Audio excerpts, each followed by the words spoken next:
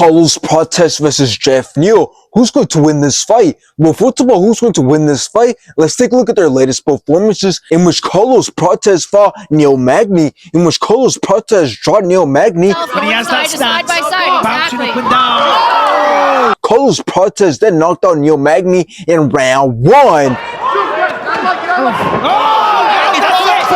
And after this, Carlos Prates went on to fight Ian Gary, in which Ian Gary started off great, landed some great shots and kicks on Carlos Prates, completely outlanded Carlos Prates, and Ian Gary won by decision.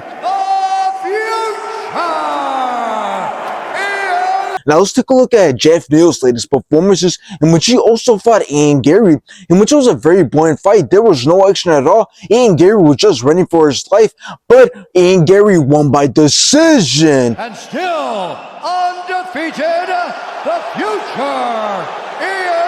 And after this, Geoff Neal went on to fight Rafael dos Anjos, in which Geoff Neal dropped Rafael dos Anjos, but then the rest of the fight, since Rafael dos Anjos got a knee injury in round 1. Now, considering both men's advantages and styles, let's talk about how both men can have success in this fight and possibly win. Well, if you look at Carlos Prates, we'll see that he's obviously the taller and longer fighter, and he obviously seems to be the more dangerous fighter, as he's been showing everyone how much power he truly holds. And if you look at Geoff Neal, well, he's also a really good striker who's good at mixing things up and putting some good combinations together.